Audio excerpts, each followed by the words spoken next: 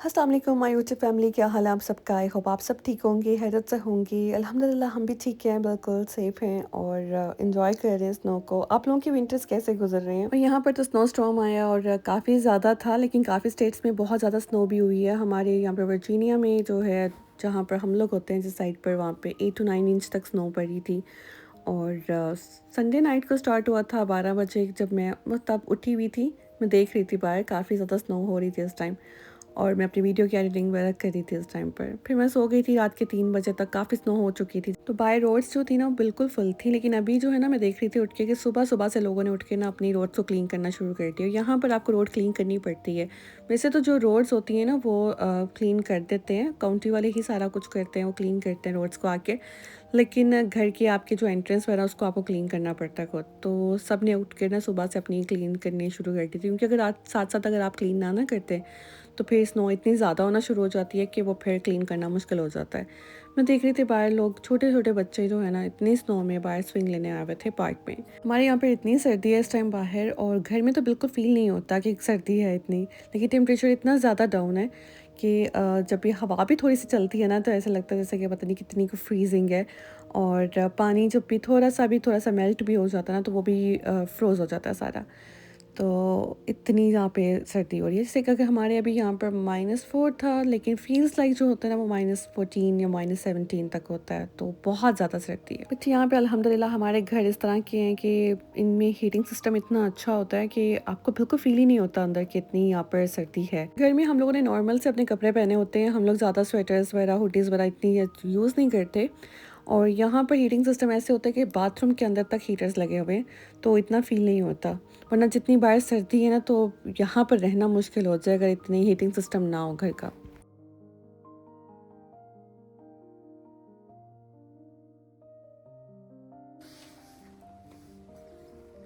बच्चे अभी ज़िद कर रहे थे कि मम्मा हम लोगों को भी ना बाहर स्नो पे जाना है, और दुआ को भी ना स्नो का नेम आता है, और मुझे कह रही थी कि mama open the door and let's go to the snow.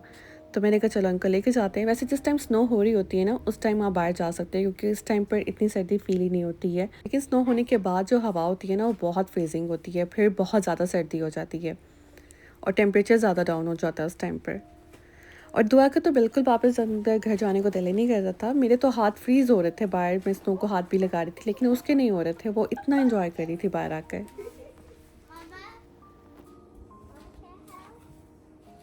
Snow देखने में जितनी प्यारी लगती है ना, उसको क्लीन करना भी उतना ही मुश्किल होता है, और बहुत एफर्ट लगती है इसको क्लीन करते हुए। तो मेरे हस्बैंड ने मुझे स्क्रैपर पकड़ाया था कि तुम इसको क्लीन करो, और बहुत मुश्किल से मेरे से क्लीन हो रही थी, मूव ही नहीं होती है। यहाँ पर सब ने अपने घर के बाहर क्लीनिंग करनी ही करनी होती है, लाज़मी होती है वो क्लीन करना, क्योंकि हमारे जो नेबर्स हैं ना, उन्होंने भी यहाँ से गुजरना होता है। तो आपको अपने घर के सामने से जितना भी एरिया उसको क्लीन करना पड़ता है, ताकि हमारे नेबर्स को प्रॉब्लम ना हो। यहाँ पर सब इक्वली काम करते हैं, अगर मर्द भी कर रहे हैं तो औरतें भी कर रही हैं। यहाँ पर ऐसा कोई भी नहीं, कोई किसी को हैज़ल नहीं होती है कि यार हम क्यों कर रहे हैं, हम क्यों क्लीन कर रहे हैं आकर। तो ऐसा कोई भी प्रॉब्लम नहीं होती, सब काम करते हैं, औरतें भी करती हैं, मर्द भी करते हैं, सेम इक्वली होता है यहाँ पर।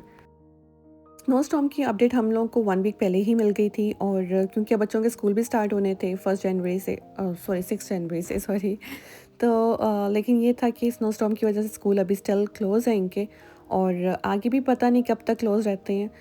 तो एवरीडे जो है ना, हमें काउंटी की तरफ से अनाउंसमेंट आती है कि बच्चों के स्कूल जो है ना टुमारो अभी ऑफ है। एवरीडे का अनाउंसमेंट इस तरह से होती है, वो कोई न्यूज़ नहीं आती है, वो हम लोग को या तो ईमेल आती है, और ईमेल के साथ हमें एक मैसेज आता है, मैसेज के साथ हमें कॉल आती है, तो वो सबके मोबाइल्स पे आती है।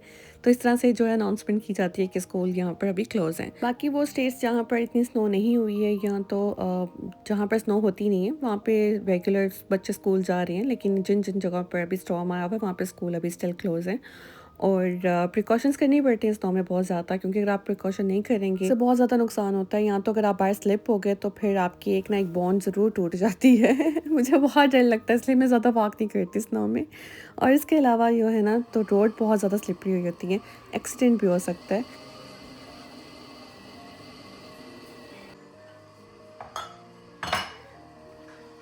मैंने ना शावर लिया, और मैं सीधा जो है ना बच्चों को लेके बाहर चली गई थी। बाल थोड़े से मेरे ड्राई थे, लेकिन बाकी कुछ जगह से ना गीले भी थे, और अभी मेरे सर में इतनी दर्द हो रही थी, वापस आई हूँ तो मुझे लगा कि शायद कहीं सर्दी ना लग जाए, कहीं बीमार ना हो जाऊँ। तो मैंने इसलिए आके अपने लिए चाय बनाई है कि थोड़ी-सी चाय पीती हूँ, उसके बाद जो है डिनर की तैयारी करती हूँ। इस मौसम में चाय पीने का तो अलग ही मज़ा है, लेकिन साथ में अगर पकौड़े या फ्राइड फूड वगैरह कोई चीज़ हो तो बहुत अच्छा लगता है। अब मेरा कुछ बनाने का मूड भी नहीं था।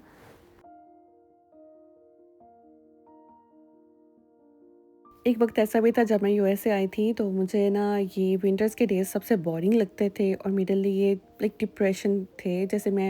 जैसे ये विंटर स्टार्ट होता था, स्नो डे स्टार्ट होते थे, मैं डिप्रेशन में चले जाती थी और मुझे ये डेज़ बहुत बुरे लगते थे। अंदर घर में घुटन-सी महसूस होती थी।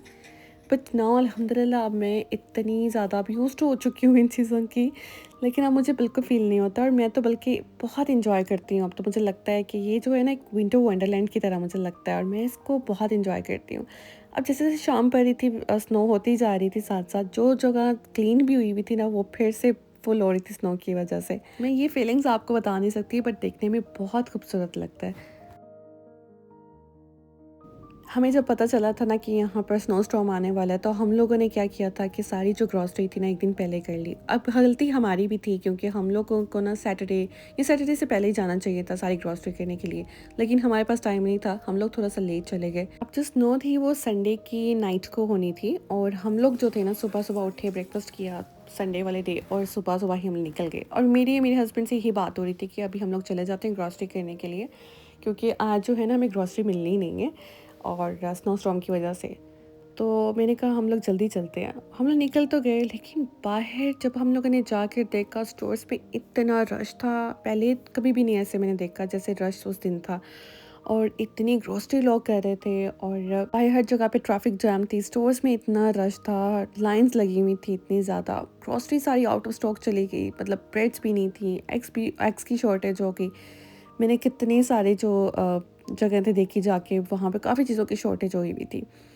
बहरहाल कुछ हालात इस तरह के हो जाते हैं यहाँ पर जब इस तरह की पहले से ही हम लोग को अपडेट्स आ जाए ना, तो फिर लोग पागल हो जाते हैं ग्रोसरीज कर के। एनीवेज़ हम लोगों को भी जो भी मिला हमने ले लिया। बाकी मैंने सोचा कि जो भी होगा वो मैं वॉलमार्ट से ऑर्डर कर लूँगी, वॉलमार्ट प्लस यूज़ कर लूँगी ताकि वो मेरे घर में डिलीवर कर जाए फूड आकर। क्योंकि अब जब मैं निकली थी मैंने कहा था सब कुछ मैं लेकर आऊँगी, लेकिन जो चीज़ें नहीं मिली तो फिर मैंने कहा था ऑनलाइन ऑर्डर कर लूँगी। वैसा भी नहीं होता कि स्नो स्टॉर्म आया तो कोई घर से जाता ही नहीं है बाहर। जिन्होंने काम करना होता है वो करते हैं, जिनकी जॉब्स होती हैं, जिनको जाना पड़ता है वो फिर जाते भी हैं।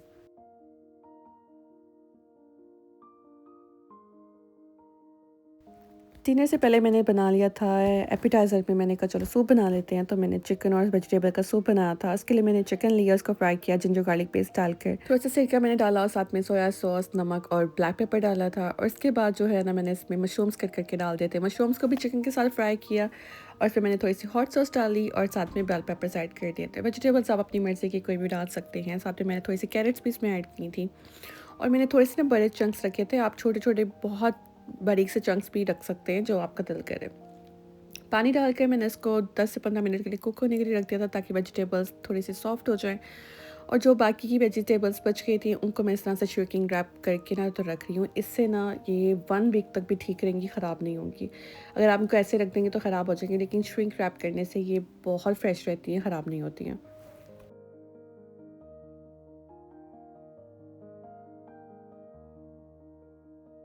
सूप को गाढ़ा करने के लिए मैंने यहाँ पे कॉर्नफ्लावर लिया है, उसको पानी में डाल के मिक्स कर लिया था और उसको मैंने सूप में डाल दिया। थोड़ा-थोड़ा करके डाल रही थी और थिकनेस में थोड़ी-सी ज़्यादा ही रखती हूँ क्योंकि मेरे हस्बैंड को ना बहुत पतले वाला सूप अच्छा नहीं लगता, तो मैं थोड़ा थिक ही रखती हूँ।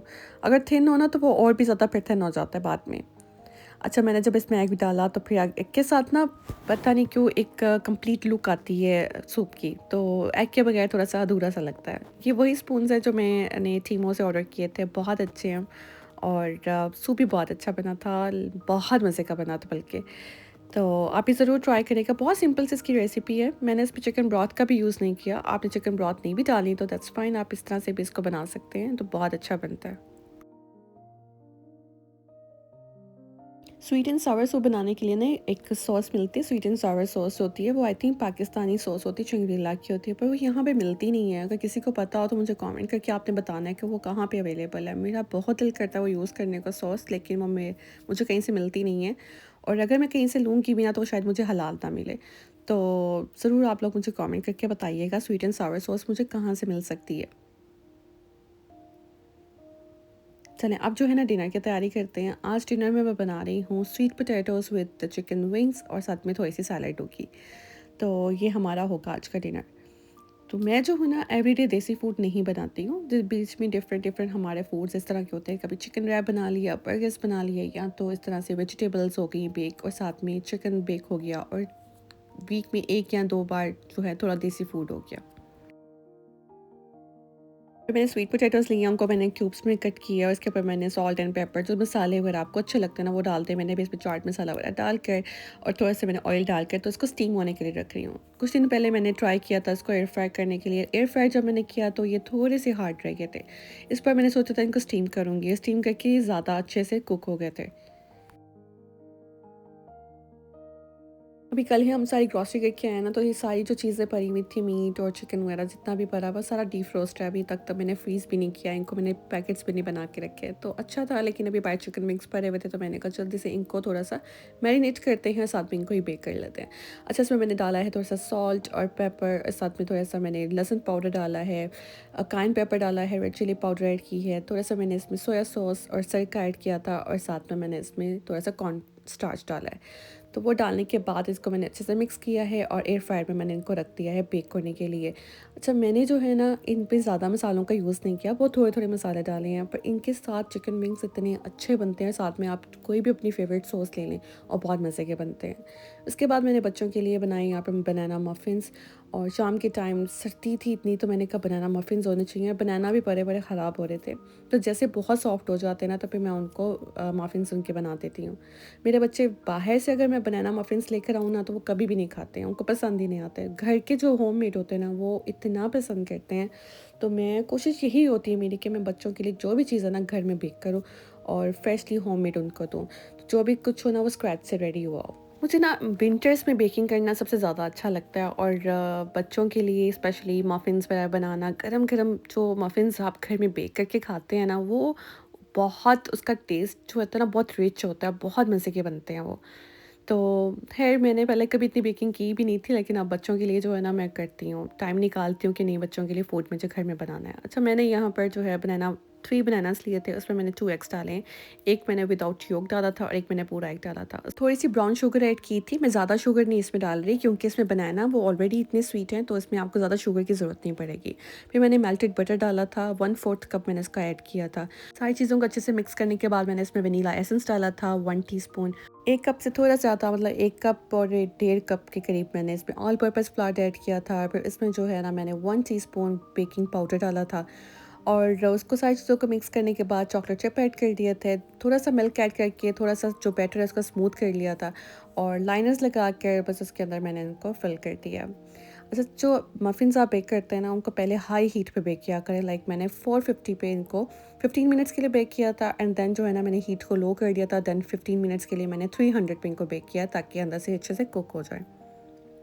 और इसके बाद ये देखें कितने अच्छे से फ्लफ़ी से जो है ना ये बन गया था। मफ़िन्स बेक होने की जो एक स्मेल होती है ना वो एक डिफरेंट ही होती है। घर में जब बेकिंग की खुशबू आ रही होती है ना वो बहुत मज़े की लगती है। तो मेरे बच्चे बहुत एक्साइटेड हो रहे होते हैं उस टाइम पर, उनको पता है भाई मफ़िन्स बेक हो रहे हैं आज, तो आज हम लोग ये खाएँगे।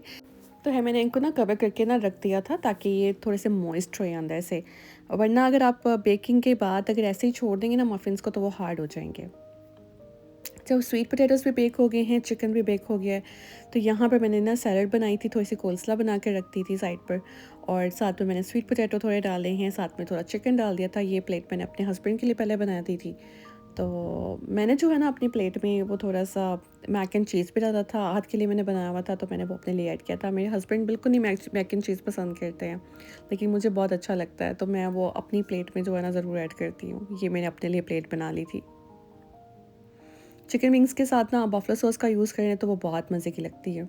हम लोगों ने डिनर भी कर लिया था, डिनर बहुत मज़े का बना था। ख़ैर सारा कुछ हो गया था और मफ़िन्स भी हम लोग खा चुके थे। बस जो थोड़े बहुत बच गए थे उनको मैंने इस तरह से ब्राउन पेपर के अंदर उनको मैंने कवर करके रख दिया था। इनको मैं फ्रिज में रख दूँगी, वैसे मैं बाहर भी रख सकती हूँ इनको। तो ये कल नेक्स्ट डे भी खाया जा सकते हैं। तो कल भी जब मैं बच्चों को दूँगी ना लाइट सा इनको वार्म करके ना तो फिर दूँगी। तो बहुत सॉफ्ट से हो जाते हैं। अच्छा, ये जो मेरी ना पेंट्री है किचन की और ये सारी सेट होने वाली है। लास्ट टाइम मैंने आप लोगों के साथ इसकी वीडियो भी शेयर की थी, तभी मैंने सेट की थी। उसके बाद फिर मुझे दोबारा टाइम ही नहीं मिला इसको दोबारा से सेट करने का, ऑर्गेनाइज़ करने का। और कल की जो ग्रॉसरी थी ना, वो सारी इस टाइम पड़ी हुई थी और मैंने कोई भी चीज़ संभाली नहीं हुई थी।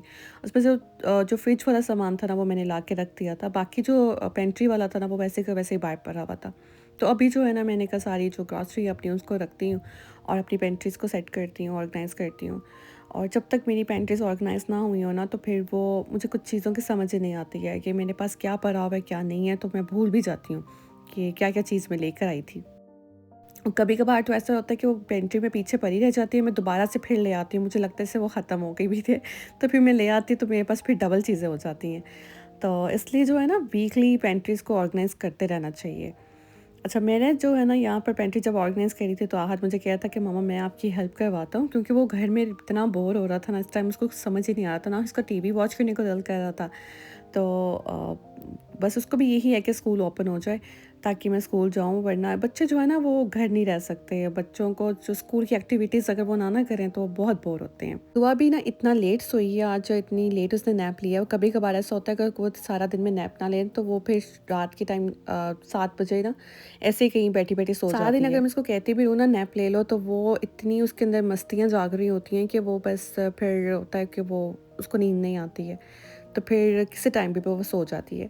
तो अभी वो सो गई थी, तो आहत इसलिए ज़्यादा बोर हो रहा था क्योंकि उसके साथ अभी कोई भी नहीं था प्ले करने के लिए। ऑर्गेनाइज़ करता हूँ, तो मैं उसको बता रही थी कि तुमने इस तरह से जो है ना सारी चीज़ों को ऑर्गेनाइज़ करना है। वो माशाल्लाह से इतना अच्छा ऑर्गेनाइज़ कर भी रहा था। उसने जिस तरह से जूसेस और मिल्क्स वगैरह सेट करके रखे थे, तो मुझे कह रहा था कि मम्मा मैं 5 इयर्स ओल्ड हूँ, तो मैं सब कुछ खुद कर सकता हूँ। Now I am a big boy.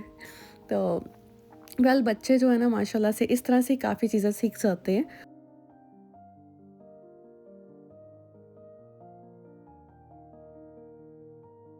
हाँ, ने मेरे साथ हेल्प करवाई तो मेरा काम काफ़ी जल्दी हो गया था। जो मैं सोच रही थी कि मुझे टाइम लग जाएगा, और लेकिन आहत ने मेरा जल्दी हेल्प करवा दी थी। तो काफ़ी हद तक उसने मेरे साथ काम करवाया और मेरा सारा जो किचन है जल्दी क्लीन हो गया था।